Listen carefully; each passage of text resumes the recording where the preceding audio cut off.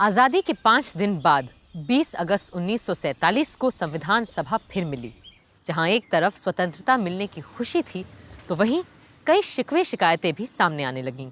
सभापति महोदय, इससे पहले कि हम आज की कार्रवाई शुरू करें, मैं आपका ध्यान एक अहम मुद्दे की ओर आकर्षित करना चाहूंगा। खबर है कि स्वाधीनता दिवस को आगरा के किले में लाखों लोग झंडारोहण के लिए इकट्ठा हुए थे। आगे खबर है कि एक अंग्रेज अफसर ने कहा कि अगर यूनियन जैक नीचे उतार के नया झंडा फहराया गया तो वो किसी भी फौजी को इस समारोह में शामिल नहीं होने देगा।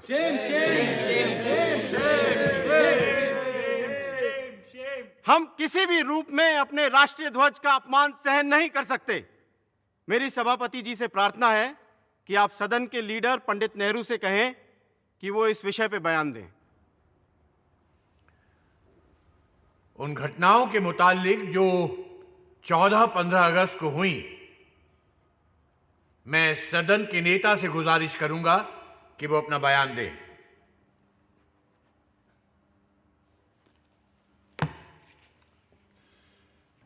इस सभा में जो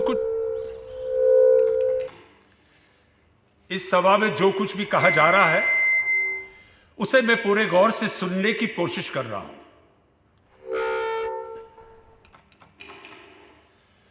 और जो कुछ भी कहा गया है उसका मुश्किल से मुझे 1/4 पल्ले पड़ा है। अब हो सकता है कि यहां के एकूस्टिक्स बदल गए हैं, या तो फिर पिछले दिनों के उत्साह के कारण हमारी आवाजें फट चुकी हैं। Mr. President, sir, the loudspeaker system is not behaving as well as it used to till the 15th of August. It has got infected by independence like all of us. हंसी खुशी और मजाक की बात तो अलग, पर अब संविधान सभा के सामने नई गंभीर चुनौतियां थीं। एक तरफ वो देश के लिए नया कानून बनाने बैठे थे, तो दूसरी तरफ देश भर में हर तरह के कानून तोड़े जा रहे थे। जैसा कि अमेरिकन इतिहासकार ग्रैनविल ऑस्टिन ने लिखा है, the fundamental rights were framed against the carnage of fundamental wrongs. अध्यक्ष महोदय, मैं कुछ कहना चाहता हूं। जी कहिए। इससे पहले कि आज का कार्यक्रम प्रारंभ किया जाए, मैं आपका ध्यान इस बात की ओर दिलाना चाहता हूं कि पश्चिमी पंजाब में जो दुर्घटनाएं घट रही हैं, जिस तरह से वहां हत्याएं हो रही हैं और जिस तरह से लोग मारे काटे जा रहे हैं, उन दुखियों के प्रति सहानुभूति प्रकट करने के लिए हमारी आज की कार्यवाही 15 मिनट के लिए स्थगित कर देवें। लाहौर और दूसरे इलाके जल रहे थे, लोग मारे जा रहे थे और हम अपना विधान बनाने के कार्य में संलग्न रहे। ऐसा आरोप हमारे ऊपर लगाने का अवसर न दिया जाए।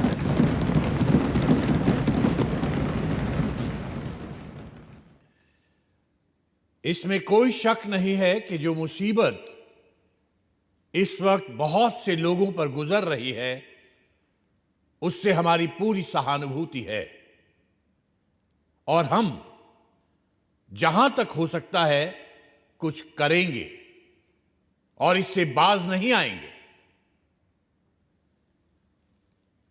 और इस वक्त अगर हाउस के सब लोगों की ख्वाहिश हो तो जो इस मुसीबत में मुब्तला हैं और जिन्हें ये सब तकलीफें भुगतनी पड़ रही हैं, उन सब के लिए हम खड़े होकर अपनी तरफ से दुख और हमदर्दी जाहिर करें।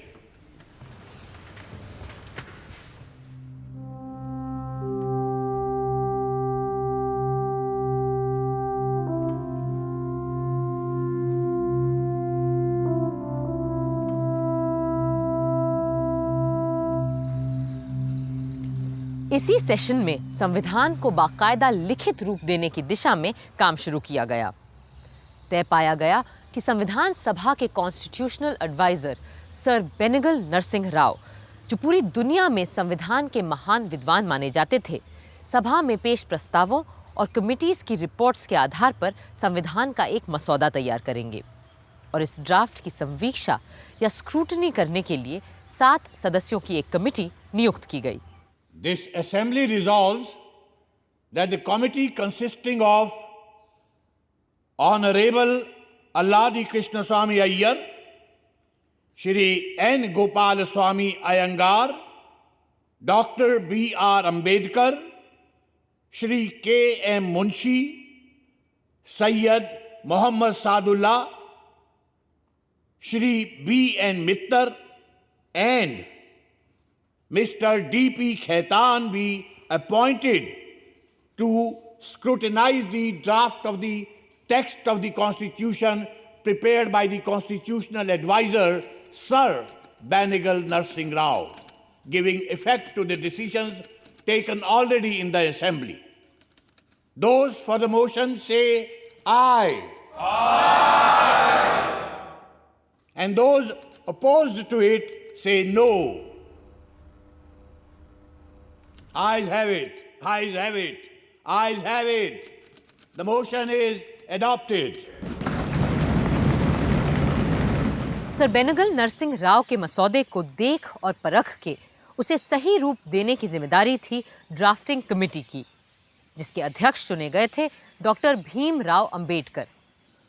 अब उन्हीं को तय करना था कि भारत के बाशिंदों के बुनियादी हक क्या होंगे, कितने होंगे और कैसे होंगे।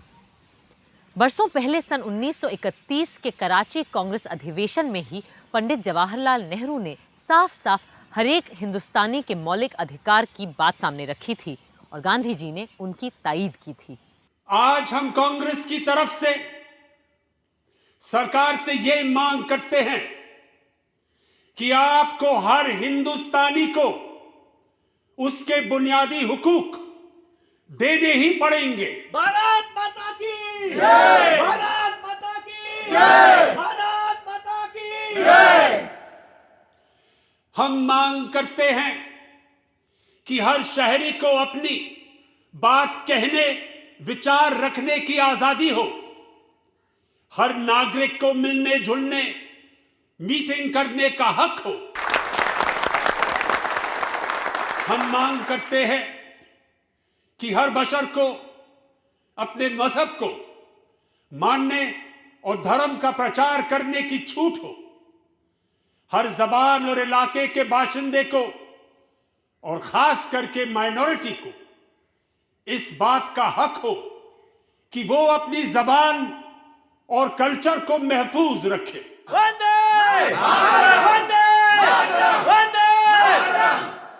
हम मांग करते हैं कि हिंदुस्तान का हर मर्द और औरत कानून के सामने बराबर होगा, चाहे फिर वो किसी कौम, जात, फिरके का क्यों ना हो। और ये कि धर्म, जात पात, इलाके की वजह से सरकारी नौकरी देने में किसी के भी साथ कोई भेदभाव नहीं किया जाए।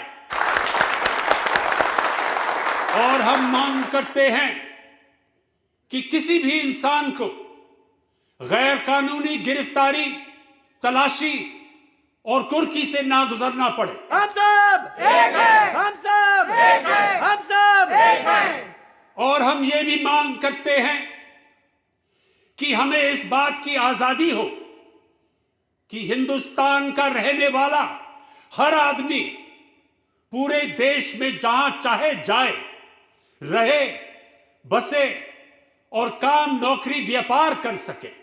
जब तक ये सारे बुनियादी हक हर हिंदुस्तानी को नहीं मिल जाते, मेरा आपसे वादा है कि ना मैं चुप बैठूंगा, ना आपकी कांग्रेस पार्टी। पंडित नेहरू जिंदाबाद! पंडित नेहरू जिंदाबाद! पंडित नेहरू जिंदाबाद! महात्मा गांधी की जय! महात्मा गांधी की जय! महात्मा गांधी की जय! मुझे कुछ अधिक नहीं कहना है, बस इतना बताना है कि भारतीयों के मूल अधिकारों को लेकर जो प्रस्ताव जवाहरलाल जी ने पेश किया है, वो इस सम्मेलन का सबसे महत्वपूर्ण प्रस्ताव है। यही अधिकार तो हमें बताते हैं कि कांग्रेस किस किस्म के स्वराज की कल्पना कर रही है। संविधान सभा ने फंडामेंटल राइट्स को लेकर आज़ादी और बंटवारे से पहले ही सन 1947 में एक समिति बनाई थी, जो पहली बार 27 फरवरी के दिन मिली। As you are all aware, the main task of this committee is to discuss and make suggestions on the rights of the citizens. और मेरे विचार से किसी भी संविधान में उसके नागरिकों का बुनियादी हक सबसे अहम मुद्दा होता है। It is always about the fundamental rights. तो आप लोगों के जो भी सुझाव, प्रस्ताव आदि हों, बेझिझक सामने रखिए। If we look at the fundamental rights and guarantees embodied in the Irish and American Constitution, then all the rights that we may give should be enforceable in courts of law. इसके अतिरिक्त हमें उन अधिकारों की भी बात कर लेनी चाहिए जिन्हें भले हम आज अपने नागरिकों को ना दे पाए, पर जहां तक पहुंचना हमारा सपना है। That's very true, but is there any use in laying down precepts for rights which remain unenforceable and ineffective? अधिकारों के साथ साथ हमें अपने कर्तव्यों की फेहरिस्त भी बना लेनी चाहिए। तो चलिए पहले हम उन्हीं मूल अधिकारों की बात कर लेते हैं जिनके नाम मिलने पर हर शहरी न्यायालय के द्वार खटखटा सकता है। Well, if you ask me, I think we should take the Constitution of the United States of America as a model for the protection of the basic rights of our citizens. If I may, I would like to inform the committee that I have prepared a long list of fundamental rights, which I can lay here. अब यही तो आपका बड़प्पन है अम्बेडकर जी। मुझे ये भी पता है कि प्रोफेसर केटी शाह ने भी कमेटी की सहूलियत के लिए काफ़ी सारे नोट्स तैयार किए हैं। मैं कमेटी के ऑफिस को तायीद कर देता हूं कि वो इन सारे दस्तावेज़ों की कॉपियां हर मेंबर को मुहैया करवा दें। Now may I also suggest that the committee adjourns for at least 3 weeks, hence providing the members with enough time and opportunity to formulate their own proposals. I think you will have a consensus on this. Good. तो चलिए 1 महीने बाद मुलाकात करते हैं और आज यहां ये प्रण करते हैं कि फिर इस कमेटी का काम हम तब तक स्थगित नहीं करेंगे जब तक कि भविष्य के भारत के नागरिकों के मौलिक अधिकारों का एक पूरा खाका तैयार नहीं कर लेते। 24 मार्च को जब कमेटी दोबारा मिली तो उसमें और लोग भी जुड़ चुके थे और इसके बाद कमेटी लगातार 10 बार मिलती रही ताकि मौलिक अधिकारों को लेकर एक साफ तस्वीर सामने आ सके। तो ये तय पाया गया है कि भारत के हर एक नागरिक को कहीं भी आने जाने, रहने, बसने, जायदाद खरीदने और नौकरी, काम, व्यवसाय करने की पूरी आज़ादी होगी। Subject to such restraints as the law may impose. Oh yes, of course. That goes without saying. No, Acharya ji. In a constitution, nothing goes without saying. Doctor Ambedkar ठीक कह रहे हैं आचार्य जी।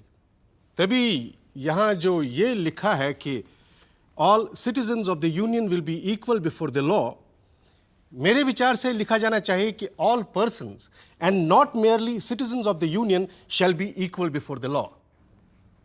जी ठीक बात है। अब हम किसी को सज़ा सिर्फ कम या ज़्यादा इसलिए तो नहीं दे सकते कि वो संघ का नागरिक नहीं है। एक बात और थी, आर्टिकल 4 ये कहता है कि हिंदुस्तानी भाषा जिसे नागरिक अपनी पसंद से देवनागरी या फारसी लिपि में लिख सकेगा, संघ की राष्ट्रभाषा के रूप में प्रथम औपचारिक भाषा होगी। I do not think that the question of national language has anything to do with fundamental rights. मैं डॉक्टर अंबेडकर से इत्तेफाक रखती हूँ। कल हम जो चाहें अपनी नेशनल लैंग्वेज चुनें, लेकिन आज उसका इस बात से क्या लेना देना कि हम अपने बुनियादी हक कितने और क्या तय करते हैं। राजकुमारी जी ठीक कह रही हैं, पर इनके राजकुमारी होने से मुझे एक बात सूझी कि हमारे नए भारत में जहां राजा प्रजा सभी समान होंगे, वहां ये सारी पदवियां राजकुमारी, राजाधिराज, नवाब बहादुर, Chhatrapati, Kunwarpal, Diwan Bahadur, as I am called. जी, इन सारी वसीयत में मिली पदवियों का हमारे नए भारत में क्या काम? I am totally with you professor Shah. आज से आप मुझे सिर्फ अमृत कौर बुला सकते हैं। And from tomorrow, shall we stop addressing Kriplani ji as Acharya, Ambedkar ji as doctor, and you as professor? नहीं नहीं नहीं, देखिए एकेडमिक डिग्री और काम के पदनाम तो रहेंगे, पर ये खानदानी और पैदाइशी पदवियां खत्म। और मेरे जैसे लोगों का क्या होगा जिन्हें किंग ऑफ इंग्लैंड ने नाइटहुड की पदवी दी है? पहली बात तो ये कि अब किंग ऑफ इंग्लैंड का हम लोगों से क्या लेना देना, क्यों? और फिर भी अगर कोई देश या कोई सरकार हमारे किसी नागरिक को कोई पदवी देना चाहे तो मेरे विचार से पहले उसे हमारे संघ की सभा से इजाजत लेनी चाहिए। आचार्य जी, आजाद भारत के नागरिकों को अगर हम सबसे बड़ा अधिकार दे सकते हैं वो है आजादी का अधिकार। बर्तानिया के राज में जब देखो तब यह अधिकार छीन लेती थी सरकार, पर अब हमें अपने नागरिकों को पूरी और मुकम्मल आजादी देनी ही होगी। मैं आपसे पूर्णतः से सहमत हूं। मैं भी पूरी आजादी के पूरे पक्ष में हूं। See, absolute liberty is simply a utopian dream. Just because we will become a free nation from tomorrow, society will not become free from crime or criminals. And for the sake of law and order, we will have to jail, arrest, and intern people.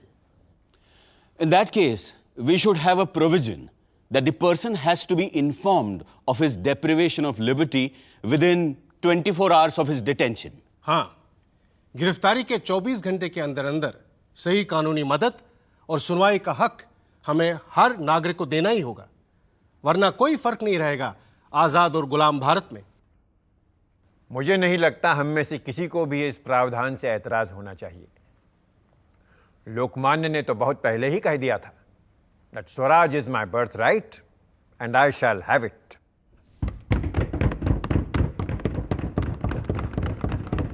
Here. यूं एक एक करके बराबरी, आज़ादी, संस्कृति और शिक्षा, शोषण के विरुद्ध और संवैधानिक सुरक्षा के अधिकार हर नागरिक के अधिकारों में जुड़ते चले गए। क्या होना चाहिए के साथ ये भी तय किया गया कि क्या क्या नहीं होना चाहिए। कई मुद्दों पर तो सब एकमत होते, तो कई विषयों पर वोट से फैसला होता और कई बार फैसला नहीं भी हो पाता। गुलामों से भी बदतर व्यवहार और अत्याचार हमारे गांव में हरिजनों और दूसरे गरीब लोगों पर होते हैं जब उनसे बेगार करवाया जाता है। बंधुआ मजदूरी के लिए कोई जगह नहीं होनी चाहिए हमारे भारत के खेत खलिहानों में। मुंशी जी, सिर्फ खेत खलिहानों में ही नहीं, न कारखानों में, न खानों खदानों में। गुलामी का नामो निशान मिटाना ही होगा हमें। और सबसे वाहियात बात है कि 14 साल से कम उम्र के बच्चों से खानों खदानों और ख़तरनाक कारखानों में काम करवाया जाता है। हम इसे कैसे बर्दाश्त कर सकते हैं? इसकी बिल्कुल इजाज़त नहीं होनी चाहिए हमारे संविधान में। I couldn't agree with Amrit Kaur ji more. Let me go further while on the topic of children. I propose that there should be no difference between legitimate and illegitimate children as far as laws of inheritance are concerned. पर इस तरह क्या हम शादी जैसी संस्था पर ही प्रश्न चिन्ह नहीं लगा देंगे? हमें याद रखना चाहिए कि हम तय कर चुके हैं कि शादी ब्याह जैसी चीजों पर हम अभी इस वक्त यहां बात नहीं करेंगे। For that matter, all the personal laws are not in our purview here. Here, we are not interfering with anyone's personal law. This is about children and their rights. And you, Diwan Sahab, are a learned man. And you know what Shakespeare says about this question of legitimate and illegitimate. Bastard? Why bastard? Wherefore base? When my dimensions are as well compact, my mind as generous, and my shape as true as an honest madam's issue.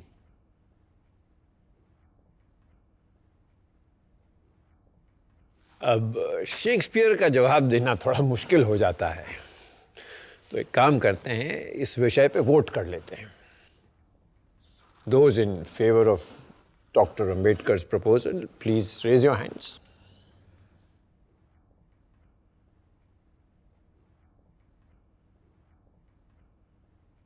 छह विपक्ष में, केवल 3 पक्ष में। क्या कर सकते हैं अंबेडकर जी? कभी जीत, कभी हार। And we must practice what we preach. ये एक जनतंत्र है आखिरकार। आचार्य जी, मैं यहां ये बात फिर से उठाना चाहूंगा कि अमेरिका की तरह हर भारतीय को कुछ साल सेना में बिताने ही चाहिए। Compulsory military training and conscription. But doesn't this also amount to slavery and involuntary servitude? ये स्लेवरी नहीं, सेवा का प्रश्न है अंबेडकर जी। तो इस पर भी वोट हो जाए। ठीक है, जो पक्ष में हैं हाथ उठाएं।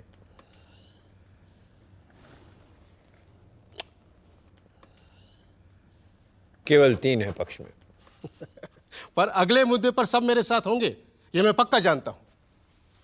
I propose that universal adult suffrage must be guaranteed by the Constitution. सबका तो मैं नहीं जानता, पर मेरा वोट आपके साथ है मुंशी जी। और ये कि elections shall be free, secret and periodical. इस मुद्दे पर मुंशी जी मेरा वोट भी आपके साथ है। इसके अलावा चुनावों के लिए विधि द्वारा एक अलग आजाद इलेक्शन कमीशन का गठन किया जाएगा।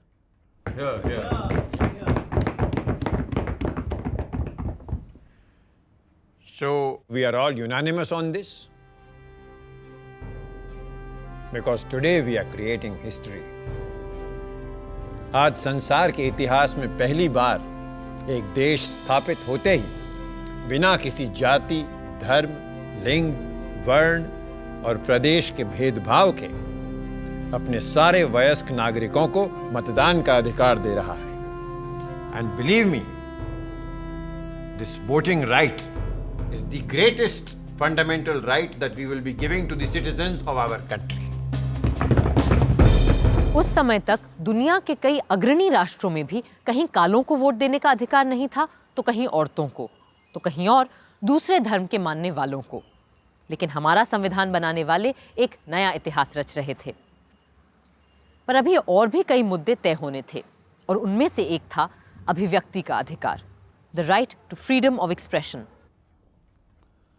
I would like to suggest that a provision should be made by law to prevent the publication or utterance of seditious, obscene, slanderous, libelous, or defamatory matter, and to make such publication or utterance actionable or punishable. I want to add the words likely to promote class hatred. Though this does not actually come under sedition or any of the other things mentioned. And people will have a carte blanche to promote class hatred. We may add class or religious hatred. ऐसा करना खतरे से खाली नहीं है, क्योंकि ऐसा कानून दुधारी तलवार साबित हो सकता है। सत्ता में बैठी मेजॉरिटी पार्टी के खिलाफ बोली गई जरा सी भी बात को क्लास या कम्युनल नफरत करार देकर सजा दी जा सकती है, और ऐसी बातें अगर सत्ता में बैठे लोग फैलाएं तो उन्हें कोई छुएगा भी नहीं। I suggest let us be more comprehensive and say right of every citizen to freedom of speech and expression subject to criminal law. अभिव्यक्ति की आज़ादी को आज पूरी दुनिया में सम्मान दिया जा रहा है, और ये भी महसूस किया जा रहा है कि अगर किसी के वक्तव्य या लेखन से किसी विशेष वर्ग या धर्म के खिलाफ नफरत नहीं फैलाई जा रही है और उसे हिंसा फैलने का कोई डर नहीं है, तो आदमी को अपनी बात कहने का पूरा हक होना चाहिए, पूरी आज़ादी होनी चाहिए। If you put this in, then section 153A of the penal code stand nullified. Sir, आपसे बेहतर और कौन जानता है कि ताकतवर मेजॉरिटी वालों को कास्ट और कम्युनल हेट्रेड फैलाने से रोकना असंभव होता है। मैंने तो ये भी सुना है कि एक मर्तबा किसी अखबार को सेक्शन 153A को लेकर इसलिए मुकदमा चलाया गया था क्योंकि उस अखबार ने पुलिस के खिलाफ कोई लेख लिख दिया था। और दलील यह दी गई थी कि पुलिस अपने आप में एक खास तबका है और पुलिस के खिलाफ बात करके अखबार वाले एक खास फिरके के खिलाफ नफरत फैलाने का काम कर रहे हैं। Yes. We also started up certain periodical in Bengal. And even before the first issue came out, unofficial warning was given to us that unless we stop, action will be taken under Section 153. We had to stop. So, I'm afraid, so far as we are concerned, we do not feel quite safe if there is a provision of this sort. मौलिक अधिकारों में अभिव्यक्ति की आजादी तो हमें मिली, पर धारा 153A भी रही। इसके बाद समिति में जोरदार वाद विवाद हथियार रखने के अधिकार को लेकर भी हुआ। मेरा विचार है कि हर नागरिक को हथियार रखने की स्वतंत्रता हो और मेरा सुझाव है कि इस संशोधन को क्लॉज 10 में जोड़ दिया जाना चाहिए। Would it be wise to have such a law and in such a form? Doctor Shyama Prasad Mukherjee का कहना है कि हर नागरिक को हथियार रखने का हक होना ही चाहिए। फिर क्यों ना हम इसे मूल अधिकारों का एक हिस्सा बना लें? But to allow such a thing in the present state of our society will be a dangerous thing. The Arms Act has to be a central subject. I think this point is of some substance. There are two questions. One, whether every citizen should have the right to bear arms. And two, whether we need a uniform law throughout the Union. You cannot allow different units to make different laws with regards to bearing of arms. That would undoubtedly lead to complete anarchy. And it would cut at the very root of the security of the Union. But defense is a Union subject. किसी के हथियार रखने का देश की रक्षा से क्या लेना देना है? मेरा जाती ख्याल है कि शिकार को छोड़कर बाकी किसी भी वजह से लोगों के हाथ में हथियार देने से बिला वजह जान माल का खतरा बढ़ेगा ही और हमें इसे अलाउ नहीं करना चाहिए। यहाँ शायद मेरी आवाज़ अकेली पड़ जाए, पर मेरे मन में जिस अहिंसक सरकार और समाज का तस्वुर है उसके लिए हथियार को ताक पे रखना ज़रूरी है। And I would like my view to be recorded here. सोचने की बात है कि अगर अमेरिका की तरह हमें भी हथियार रखने का अधिकार मिल जाता तो हिंसा का बवंडर कहां पहुंच गया होता। पर नागरिकों के मूल अधिकारों को लेकर अभी बहुत सी बातों के बारे में सोचना था। विडंबना ये थी कि फंडामेंटल राइट्स तय करने वाली समिति को ही ये भी तय करना था कि कब ये मौलिक अधिकार नागरिकों के अधिकार नहीं रह जाएंगे। डॉक्टर अंबेडकर की दलील थी कि कभी कभी आपातकाल या इमरजेंसी में जब खुद राष्ट्र का अस्तित्व खतरे में हो तो संघ को पहले खुद को बचाना होगा, ना कि किसी नागरिक के अधिकार को। In the provision dealing with grave emergency, we have stated that all these fundamental rights are liable to be suspended whenever, in the view of the Union, it is necessary to declare an emergency.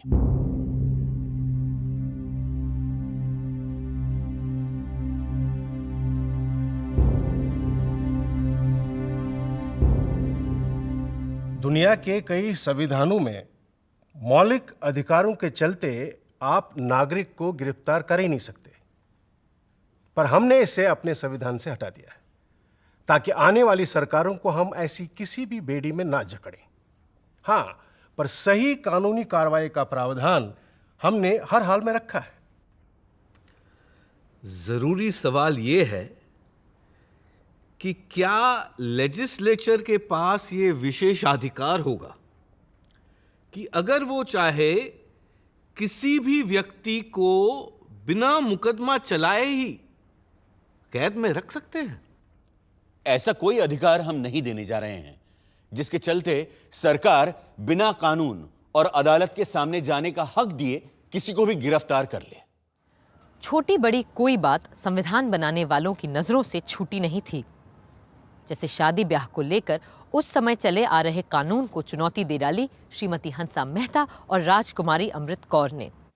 शादी औरत और मर्द दोनों की हामी से हो और वैवाहिक जीवन में दोनों का समान हक और बराबर की मर्जी हो।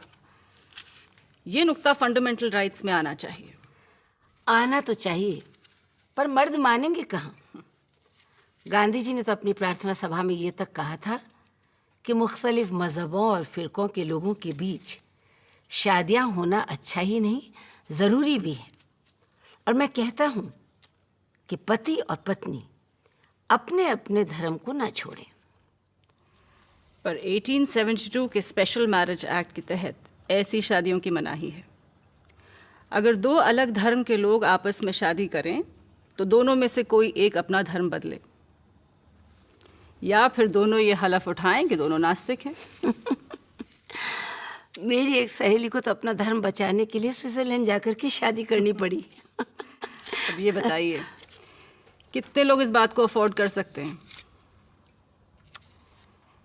मेरे ख्याल से स्विट्जरलैंड की तरह हमें भी अपने आइन में ये बात कह देनी चाहिए कि धर्म दो लोगों की शादी के बीच किसी तरह का अड़ंगा नहीं डाल सकता। बिल्कुल। और अगर ये बात संविधान में शामिल हो गई तो अब तक चला आ रहा ये पुराना कानून असंवैधानिक अल्ट्रावायरस करार दे दिया जाएगा। मैं कमेटी को फौरन एक चिट्ठी लिख देती हूँ, फिर देखते हैं तुम्हारे और मेरे अलावा कौन इस मामले में हमारा साथ देता है। मर्द तो शायद ही कोई साथ दे हमारा। कम से कम एक मर्द ने तो साथ दिया इन दो औरतों का, श्री M.R. मसानी ने। फिर भी शादी का मसला बुनियादी हक में शामिल नहीं किया जा सका। यूं मूल अधिकारों पर समिति की कई बैठकों के बाद सरदार वल्लभ भाई पटेल ने सदन को एक पत्र लिखा और बताया कि कैसे समिति ने बुनियादी हकों को दो हिस्सों में बांटा है। The committee has recommended that the list of fundamental rights should be in two parts. The first part consisting of rights enforceable by legal processes, and the second part consisting of directive principles and social policy, which though not enforceable in courts of law are nevertheless to be regarded as fundamental in the governance of the country. The justiciable fundamental rights include rights of equality, freedom, relating to religion, culture and educational rights, and miscellaneous rights which include property and the right to constitutional remedies. 21 अप्रैल सन 47 के दिन fundamental rights committee की अंतरिम report Sardar Patel ने सदन के पटल पर रखी। कमेटी में इस विषय को लेकर दो तरह के मत थे। एक ये राय थी कि नागरिकों को ज़्यादा से ज़्यादा अधिकार देने चाहिए, जिनकी बिना पे वे सीधी तरह अदालत में जाकर अपने हक सिद्ध करवा सके। और दूसरी ओर ये राय थी कि बहुत ही कम मगर अहम मूल अधिकारों तक फंडामेंटल राइट्स को सीमित रखना ही उचित होगा। वो तीसरा मत जो हमारी कमेटी में पाया ही नहीं गया, वो ये रहता कि आज़ाद हिंदुस्तान में न पुलिस की दरकार है न जेल की। प्रेस, डंडा और बंदूक को पूरी तरह छूट रहे। हर एक को जो मर्जी में आए वो करने की संपूर्ण आज़ादी मिलनी चाहिए। सरदार पटेल को उम्मीद थी कि मौलिक अधिकारों जैसी मूल चीज पर तो बहुत से संशोधन नहीं ही आएंगे, पर 150 से भी ज्यादा लोग कुछ न कुछ बदलना चाहते थे या नई बातें जोड़ना चाहते थे फंडामेंटल राइट्स में। Sir, I do not understand why economic fundamental rights should not be included in these justiciable rights.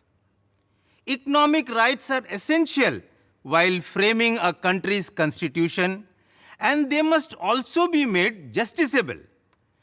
I do not understand why mines, key industries, and basic industries should not be nationalized. Sir, I hope the House will consider my suggestion seriously. शब्द अछूत और अस्पृश्यता की परिभाषा को लेकर तो कई आवाजें उठीं। Sir, the word untouchability requires clarification. Sometimes it means not being allowed to drink a glass of water. Other times, it relates to denial of admission of Harijans into temples or intercaste dining, intercaste marriage. Mahatma Gandhi has used the word untouchability in various ways on different occasions with different meanings. But, sir, untouchability is merely a symptom, the root cause of which is the caste distinction. And unless caste distinction is removed, untouchability in some form is bound to exist. In an independent India, everyone must enjoy equal social conditions.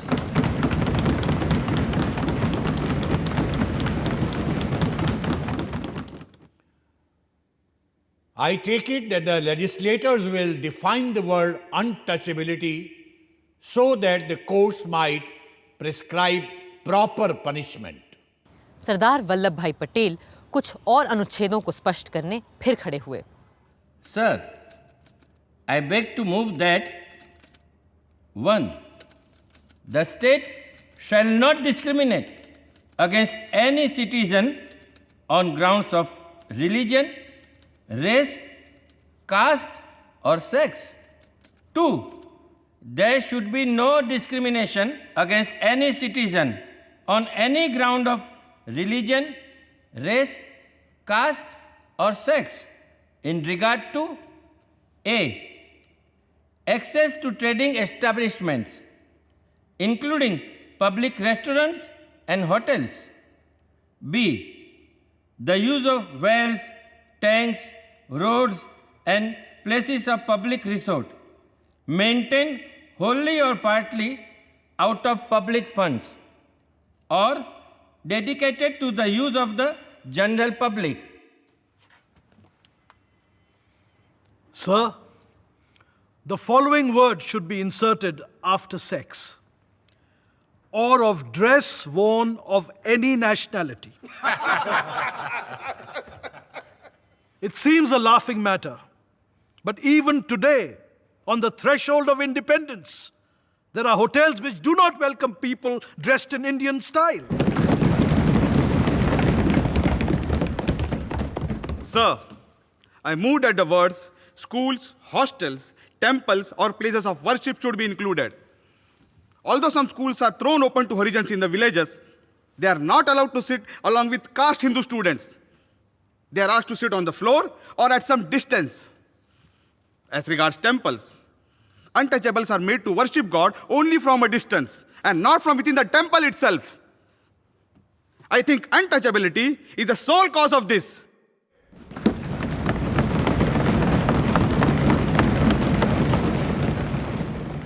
It is suggested that it would be sufficient if you put one clause as follows: the state shall not permit any discrimination on ground of religion, etc. Put like that, it will cover all cases of private institutions as well as state institutions. 150 में से कई लोगों ने अपने amendments वापस भी ले लिए, लेकिन कुछ लोग ऐसे भी थे जो मूल अधिकारों के इस प्रस्ताव से बिल्कुल सहमत नहीं थे। सोशलिस्ट नेता सोमनाथ लाहिरी भी उन्हीं में से एक थे। I am constrained to say that these are fundamental rights from a police constable's point of view and not from the point of view of a free and fighting nation. Does Sardar Patel want even more power than the British government? An alien government, an autocratic government which is against the people and needs to protect itself? Certainly not. Here, according to Sardar Patel, a seditious speech is a punishable crime. If I say at any time in the future, or the Socialist Party says, that the government in power is despicable, Sardar Patel, if he is in power at that time, will be able to put Socialist Party people and myself in jail. Shri Rajgopalachari wants to go even further. Sardar Patel would punish us if we make a speech, but Rajaji would punish us even before we have made a speech. He wants to prevent the making of speech itself if, in his wisdom, he thinks that the fellow is going to make a seditious speech. That is not the basis of democracy. Sir, I want to ask, where does the policeman come in? We have had such a bitter experience of policemen in our country that the authors of this document have had to formulate these clauses in such a way so as to have the least possible interference of policemen. Sir, these provisions are intended to see that those people who believe in liberalism at one end and communism at the other will not be able to take advantage of these rights to pave way for totalitarianism. Several states of Europe between the two wars took advantage of fundamental rights to the extent that they came to power and paved way for Nazism on one hand and communism on the other. We have to safeguard ourselves against such a menace. Congress की बहुमत के बावजूद सरदार पटेल ने अपने मुखालिफ सोमनाथ लाहिरी के संशोधन को माना और राजद्रोह यानी सेडिशियस शब्द को प्रस्ताव से हटा दिया.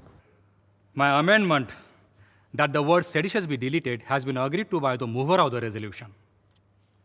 I am especially glad that the Congress party members did not take the advice of Professor Ranga, who thought that democracy and liberty are harmful to India because democracy and liberty are supposed by him to have helped the Nazis to come to power in Germany.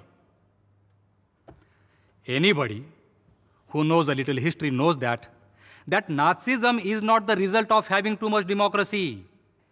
Nazism came to power in Germany because the rights and liberties that were given under Weimar Constitution were challenged by force by the capitalist classes in Germany with the help of Hitler's Nazi gangsters.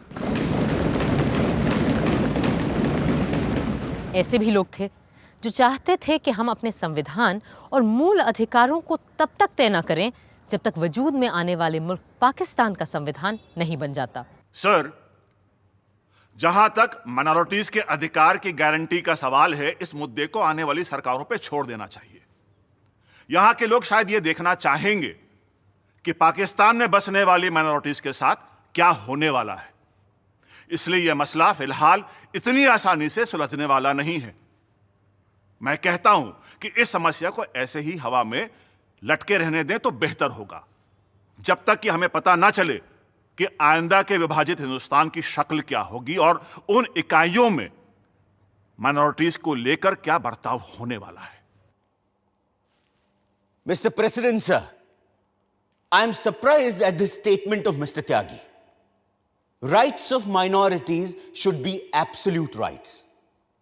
They should not be subject to any consideration as to what another party may like to do to minorities within its jurisdiction.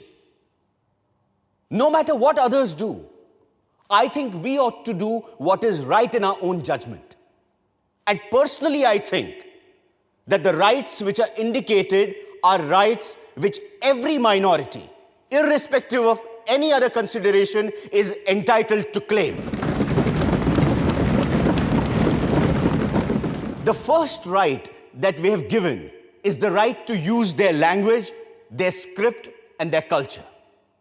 We have stated that there shall be no discrimination in the matter of admission into state educational institutions. And no minority shall be precluded from establishing any educational institution. And the state shall not discriminate in giving grants. I cannot understand how there can be any objection to these rights. लोग कहते हैं कि महावीर त्यागी doctor Ambedkar को एक गैर राजनीतिक वकील भर मानते थे, जो स्वतंत्रता आंदोलन से बहुत दूर था और कभी जेल तक नहीं गया था. मगर डॉक्टर अंबेडकर की राजनीतिक सूझ और संवैधानिक सोच कितनी दूरदर्शी थी, ये समझने के लिए फंडामेंटल राइट्स के बारे में मुंबई के सिद्धार्थ कॉलेज के छात्रों को दिया उनका एक संबोधन ही काफी है। The idea of making a gift of fundamental rights to every individual is no doubt very laudable. The question is how to make them effective. The prevalent view is that once the rights are enacted in law, then they are safeguarded. As experience proves, rights are protected not by law, but by the social and moral conscience of the society.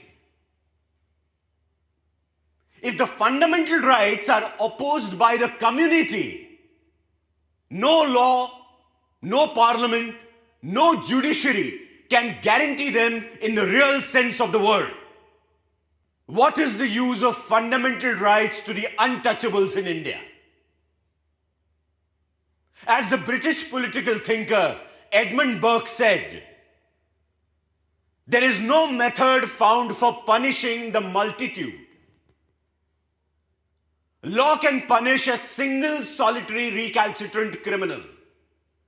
It can never operate against the whole body of people who choose to defy it. Social conscience is the only safeguard of all rights, fundamental or non-fundamental.